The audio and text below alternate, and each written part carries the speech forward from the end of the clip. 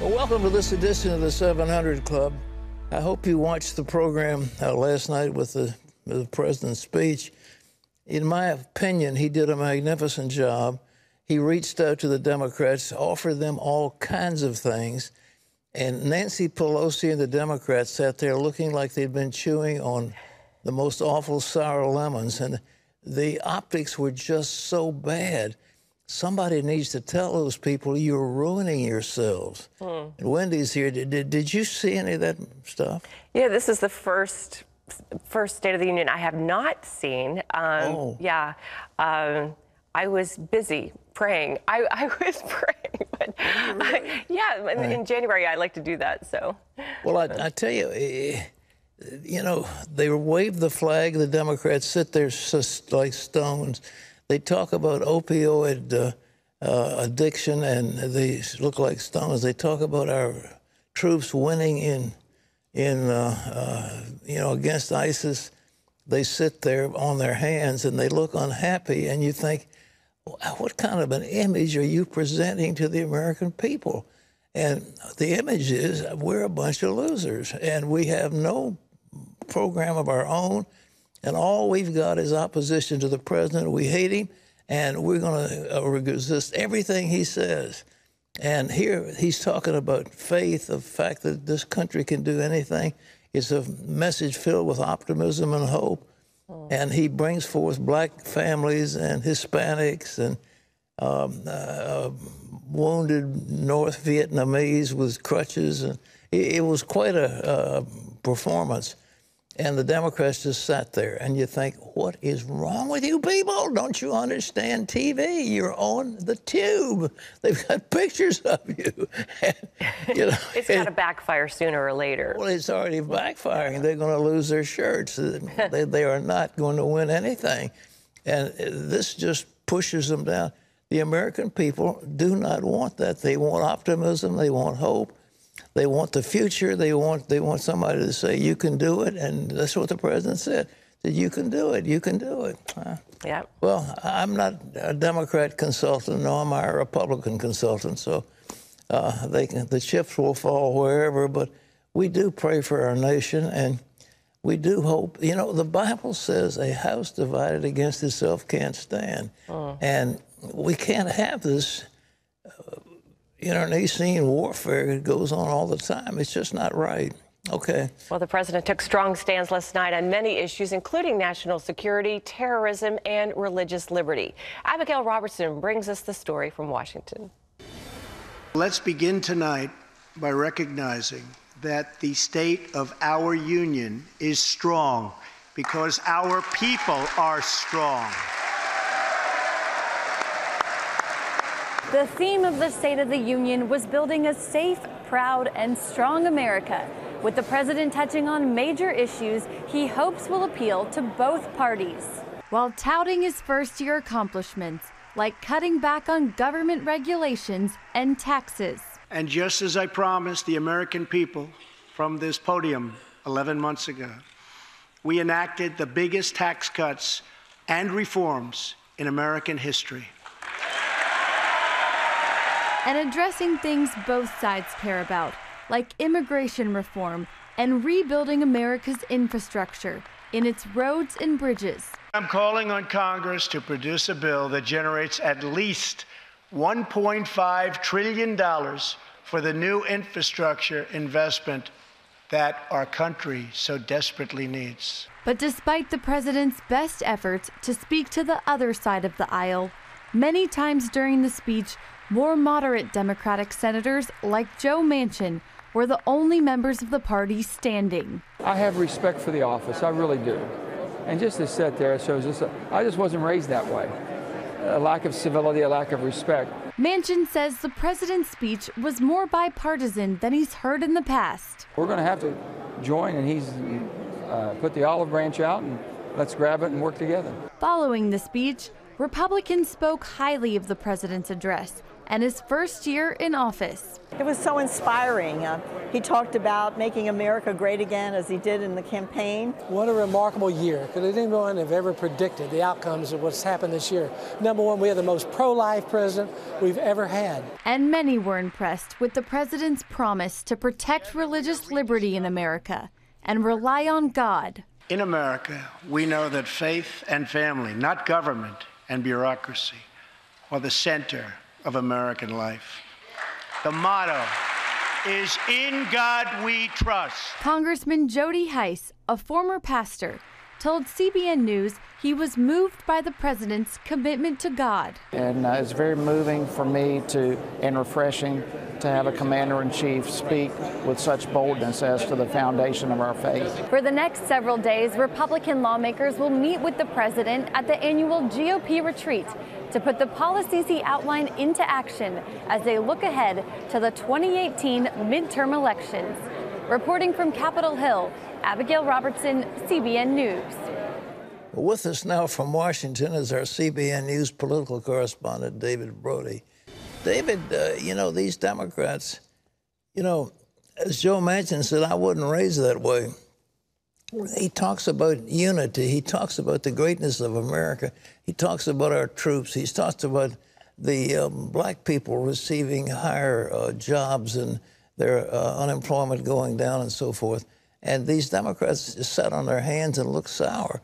What do you think? Is there anything that's ever going to move those people? No, Pat. I mean, I think the Democrats have made pretty clear that they are systematically opposed to this president since day one. And one of the things that struck me in the State of the Union is what you referred to there when Donald Trump said, and it's true, it is true, historically, right now, African-American unemployment is at its lowest rate ever. And Republicans stand up and Democrats sit on their hands. I mean, what will get them to rise? A higher unemployment rate? Would they rise for that? The whole thing is political, and it was a bit shameful. And what the Democrats, and by extension the mainstream media, don't seem to quite understand is this pro-America message, which is exactly what it was, not only resonates with the base, Trump's base, but it also resonates with those independents and those Democrats, those middle-class Americans in West Virginia and all across the country. Democrats and the media have never understood it. They still don't get it. Well, David, this immigration thing, the president, in my opinion, has offered them more than they had ever hoped to get. The president, I mean, all these dreamers and people having a path to citizenship. What do you think? I mean, how's that going to work out? Well, there is a sense inside the White House right now that there is not going to be any deal struck at all on DACA or immigration anytime soon. And that means that February 8th deadline we hear so much about, that's moving on. In other words, there's not going to be any immigration deal by then. Will it go into March? For sure. Will it go later than March? Most likely at this point.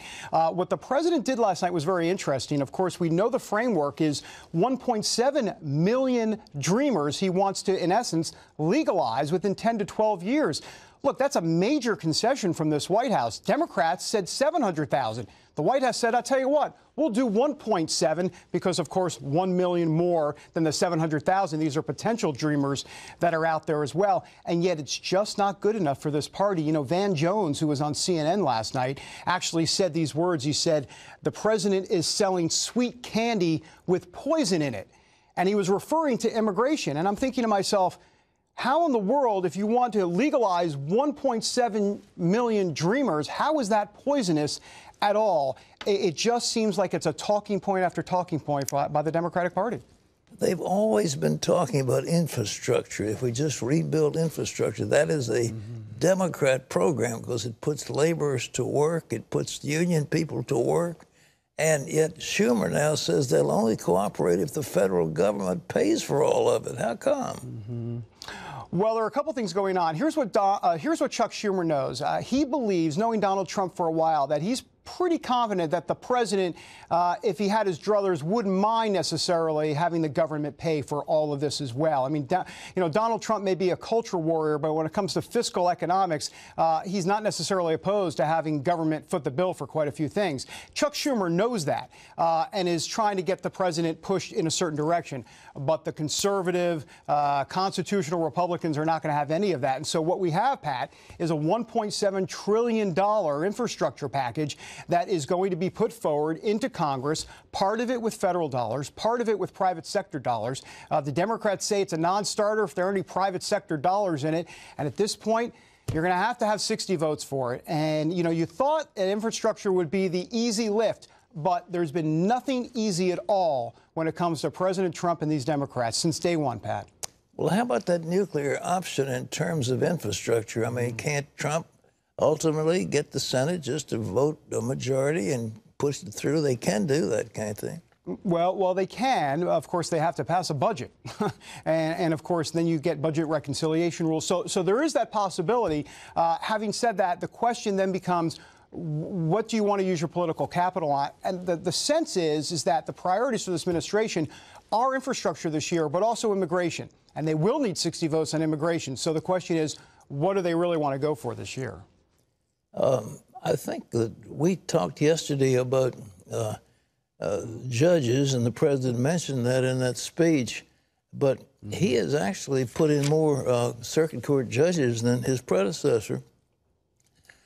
Again, are they going to break through log jams and force the confirmation of some of these judges that are now on hold? There is a sense of optimism here, Pat, on that, and there's a reason why. First, let me just get to the overall macro view on this. You're right. President Trump, number 6 all time with presidents in terms of how he has nominated and appointed these judges so quickly in his term. Barack Obama came in at number 10, so President Trump would love to take credit for the fact that he beat Obama.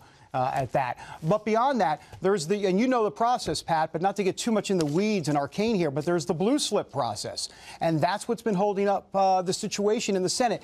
Basically, a senator can issue a blue slip, meaning he disapproves of that nominee in their state. So a home state senator would have to invoke the blue slip. And typically what has happened, as you know, Pat, in the past, is that would be the end of the nomination. They wouldn't be able to really move that judge forward. But Charles Grassley, the head of the Senate Judiciary Committee, says, hold on for a moment. Just because you invoke the blue slip doesn't mean I'm not going to give them a hearing. We're going to go forward anyhow, and hopefully the logjam will be broken.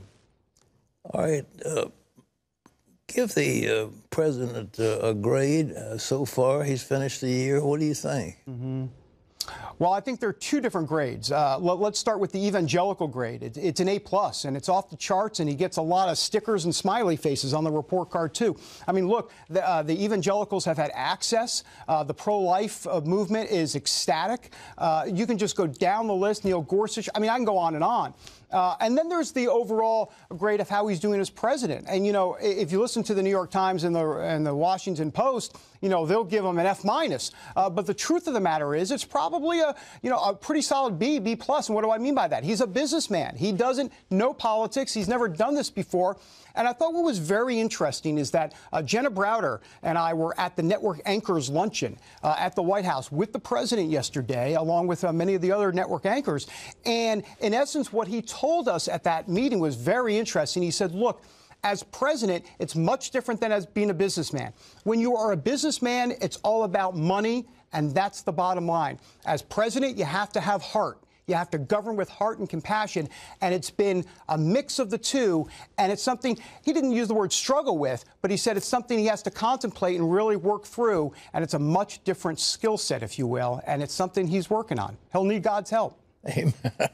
David, thank you for your insights. We appreciate it. Wendy? You bet. And I think Trump does show a lot of heart. I've been impressed this year amazingly more. Well, in that speech he talked about, it was full of heart and full of empathy with this country. And all those examples, whoever scripted that speech, it was magnificent. Yeah. Because it kept bringing up, here's this wounded Korean with no legs, and here's this family of black people, and here's this Hispanic. I mean, it was magnificent. I love it. But that showed a lot of heart. Okay. Amen.